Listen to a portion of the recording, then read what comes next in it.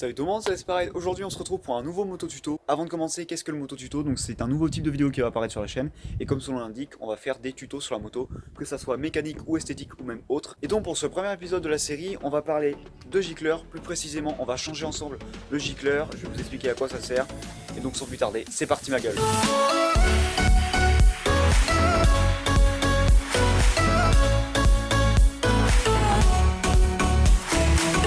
Donc pour démonter votre gicleur, vous aurez besoin d'une boîte de gicleur adaptée à votre carbu, une clé à pipe de 10 ou une douille de 10, un tournevis plat, si possible fin et long, et une clé à laine de 4 mm. Donc avant de commencer le tuto, je vais parler des gicleurs. Donc déjà, un gicleur ça se situe dans un carbu, je pense que ça vous le savez. Il y a trois types de gicleurs généralement.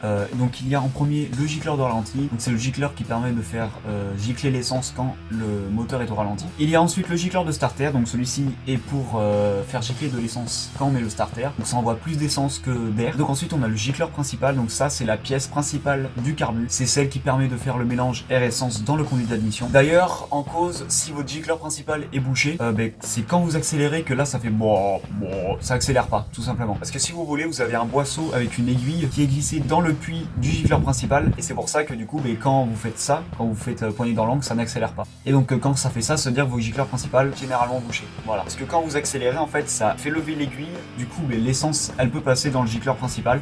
Et là, c'est pour ça que votre moto a fait voilà. Sur un gicleur principal, il y a une valeur. Par exemple, moi j'ai une boîte de gicleur de 100 à 122. À quoi correspond le 110, 115, 112, tout ça? Alors ça, c'est une valeur en millimètres. Prenons l'exemple d'un gicleur de 100.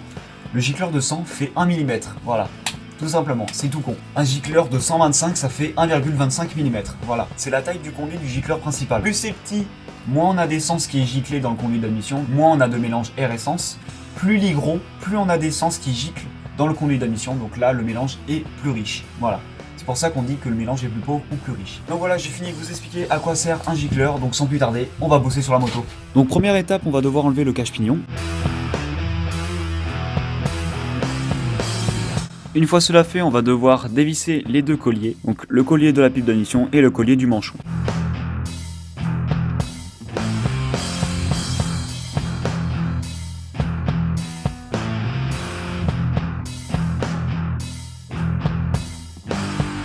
Donc pas besoin de les desserrer vraiment beaucoup. Et là vous avez juste à tourner votre carbu comme ceci. Voilà. Suffisamment pour pouvoir desserrer les deux vis de cuve. Et donc ensuite on va dévisser les deux vis avec le tournevis plat. Donc avant de faire cette opération, je vous conseille de mettre un bac en dessous, parce qu'il se peut qu'il y a de l'essence qui va couler si vous n'avez pas fait la vidange de votre cuve. Donc bien sûr, avant cette opération, fermez votre robinet, parce que sinon vous allez avoir de l'essence en continu qui va couler et ça sera du gaspillage.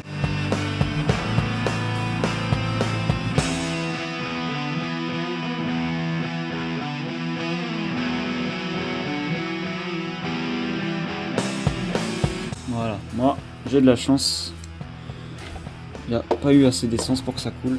Et donc ensuite on accède au flotteur. Le gicleur qui est assez doré, c'est le gicleur de ralenti, et celui tout au fond, c'est le starter. Donc pour pouvoir démonter votre gicleur, donc vous prenez votre tournevis avec fin. Faut vraiment faire gaffe, faut pas abîmer votre gicleur. Donc vous dévissez comme ça, ensuite vous dévissez à la main. Alors oui, aussi je vous conseille de prendre des gants, ce sera beaucoup mieux. Et voici votre gicleur qui est sorti. Voilà, donc moi c'est un gicleur de 102. Si je change mon gicleur, je vais mettre un 108, tout simplement parce que je vais débrider ma boîte à air. Et le gicleur que vous allez changer, gardez-le précieusement dans une boîte pour éviter de le perdre, parce que quand même, ce petite merde, ça coûte cher. Celui qui est en dessous du flotteur, celui-là, là, c'est le gicleur de ralenti. Généralement, le gicleur de ralenti est dans le même axe que le gicleur principal. Et le gicleur de starter, il est plus du côté moteur. Donc c'est celui-ci qu'on voit tout au fond là-bas. Et celui-là, il est beaucoup plus bas. Donc ensuite que vous avez démonté votre gicleur, vous allez prendre donc votre nouveau gicleur, de la taille que vous voulez. Donc moi, par exemple, je vais augmenter de 6 points mon gicleur. Donc avant de remettre votre gicleur, vous regardez s'il est bouché. Il n'est pas bouché. Donc pour le déboucher, s'il est bouché, il faut passer un coup de soufflette dedans. Et vous le remettez délicatement, en prenant bien le pas de vis. Donc vous resserrez à la main. Voilà. Et vous finissez avec un léger quart de tour avec votre tournevis fin. Voilà. Ça sert pas ultra fort parce que le carbu il est en fonte. Donc voilà, votre gicleur principal est changé. Alors bien sûr c'est pareil pour les gicleurs de ralenti et le gicleur de starter. Il faut dévisser avec le tournevis, vous tournez, vous prenez la valeur qu'il vous faut et le tour est joué. Donc une fois que vous avez monté votre gicleur, il reste plus qu'à remettre la cuve et vous serrez modérément mais pas trop. parce que c'est du plastique, donc ça peut se tordre, et vous répartissez les masses sur chacune des vis, que si vous serrez plus d'un côté ou vous desserrez de l'autre, votre cube va faire, ça va se tordre. Voilà, ensuite vous avez qu'à remettre votre carbu droit. Donc sur la pile d'admission vous avez des repères, et il faut mettre le repère du carbu entre les deux repères de la pipe, et vous revissez les colliers de pipe. Et moi ensuite, une fois que j'ai tout remonté, j'ouvre le robinet et j'attends quelques minutes pour voir si j'ai des fuites au niveau de ma cuve. Donc moi il n'y a pas de fuite, donc c'est nickel, donc je peux refermer mon robinet. Et donc voilà, je vous ai appris à changer votre gicleur. Donc voilà, le tuto est terminé, j'espère que ça vous aura plu, j'espère que je vous aurai aidé. Si c'est le cas, n'hésitez pas à liker, commenter ou partager. Le plus important, c'est de vous abonner à ma chaîne, de poursuivre l'actualité de ma chaîne et m'encourager. Donc, si vous avez des idées de tutos à me proposer, dites-le dans les commentaires. Donc bien sûr, quand vous changez votre gicleur, il se peut que vous avez de la finition à faire, c'est-à-dire avec la vis de richesse, qu'il faut jouer un petit peu avec la vis pour avoir le meilleur réglage. Il y a déjà des bons tutos sur YouTube, peut-être que j'en ferai un, mais voilà, pensez à faire ça. C'est pas juste en mettant le gicleur que ça va améliorer les choses.